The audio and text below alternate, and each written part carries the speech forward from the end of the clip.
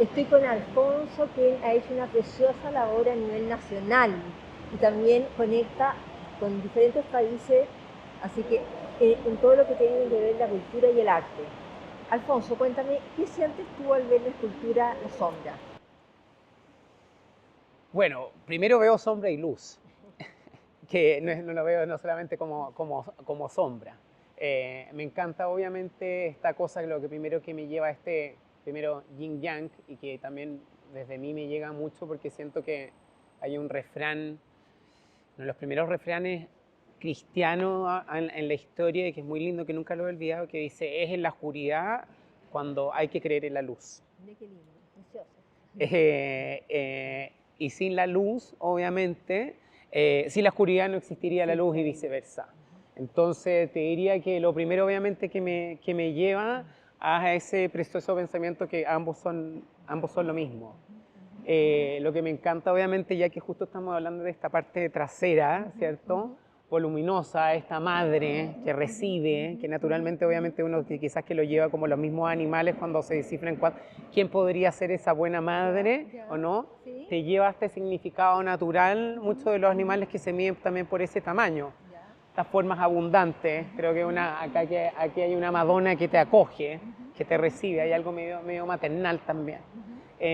Y hay algo que siempre me ha encantado, no solamente de esta escultura, sino de esculturas, esta libertad que te das con las dimensiones, que no sé si en Chile será por contexto y todo, que no existe tanto la obra monumental. Y la obra monumental, aparte que la haga una mujer, creo que son pocos casos. Y eso también lo encuentro algo muy, muy especial. La escala siento que no es solamente un recurso, sino la escala también te habla de una actitud de vida. No, tú se nota que eres una persona expansiva, que abarca, no está limitada.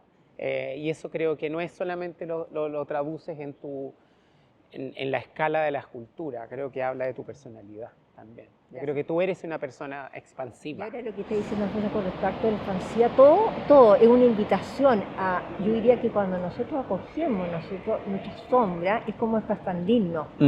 Existe como un cierto temor. ¿Por qué crees tú que existe temor de ver nuestras vulnerabilidades?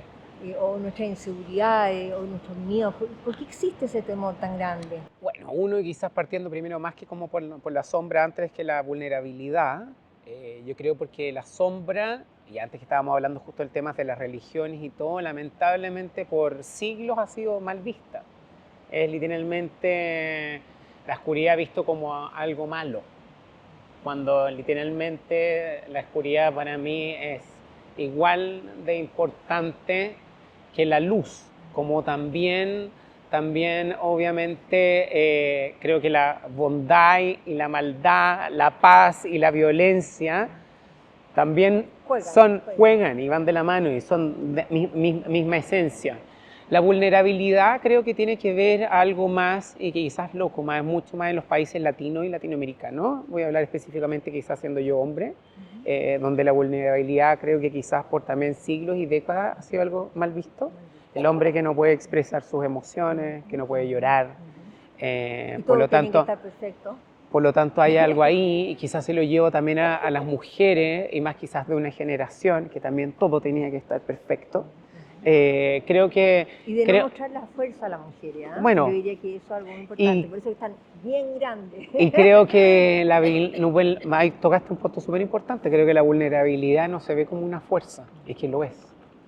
Cuando uno es vulnerable, cuando uno es permeable, también uno está conectado y siente del otro. Creo que tampoco no es natural el no sentirse cuando algo pasa o algo ocurre afectado. Gracias a Dios que nos sentimos, gracias a Dios que nos sentimos y no estamos como robots. Exacto. Y eso es lo que tenemos que pensar cuando empezamos a andar como robots, eso es lo que nos debería preocupar.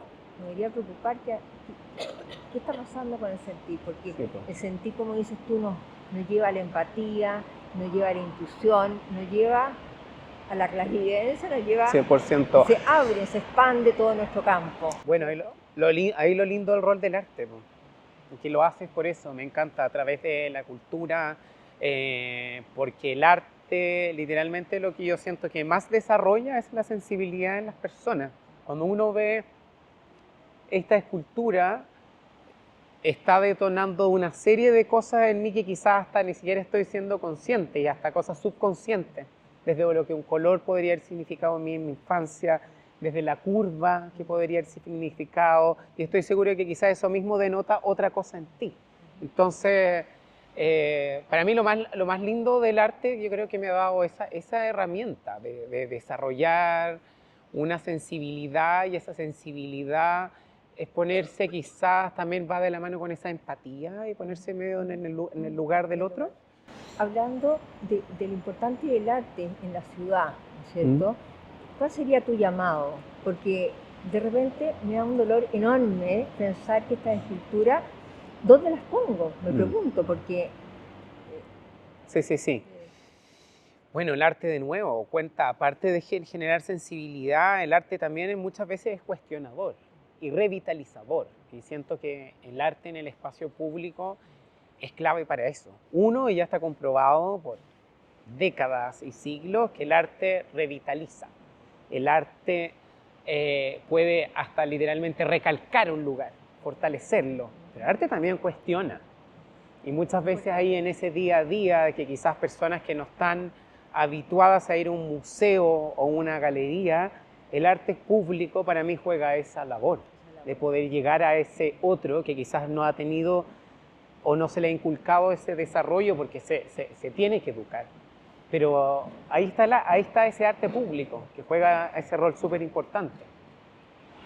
Para terminar, ¿hay algo que te gustaría agregar, Alfonso? Más bien destacar tu labor, que siento que es muy bonita. Hoy día estamos viendo este aspecto de este lado tuyo desde la escultura, pero también está todo el rato, está la meditación, está el despertar. Creo que no hay que olvidar que el rol de los artistas, y creo que el rol de los artistas quizás en las últimas décadas, donde ha imperado tanto el mercado o el tema del dinero, ¿cierto? Y de las ventas, cuando el arte y los artistas siempre han estado ligados al lugar mágico, al lugar chamánico, al lugar transformador. Sí, pues, entonces no hay que olvidar, y quizás por eso trabajo en una fundación que apuntamos por el desarrollo de los artistas, porque el artista, ese es el rol que cumple, nos viene a visibilizar. Y si uno piensa cómo imaginamos el infierno, el cielo, el pasado, el futuro y el presente, ha sido creado por artistas. Ahora, yo diría que la invitación que me encantaría hacer a todas las personas es abrir el corazón. El arte en general llega al hemisferio derecho. Y nosotros cuando miramos desde el corazón algo, es totalmente distinto a cuando estamos en la mente, cuando lo analizamos. Y también quizá una bonita invitación al arte que sea es mirarlo sin prejuicio. Y no es necesario entenderlo. Eso. Mirarlo y sentir. Y sentirlo. Sentir. Yo diría que esa es la invitación. Sentir. Nos vamos contentos con Alfonso entonces. Sí, y felicitarte. Tanto, gracias. Y ustedes también que hacen una preciosa labor. Estamos todos invitados a sentir y no juzgar, ni esperar nada, solamente sentir y gozar. Sí. Disfrutar. Hay una frase muy bonita que ocupó la Feria de Chaco en el primer año, que dice: no entender es un buen comienzo. Y yo creo que esa es una gran frase en el arte. Sí. Una gran frase. Sí. Gracias. A ti.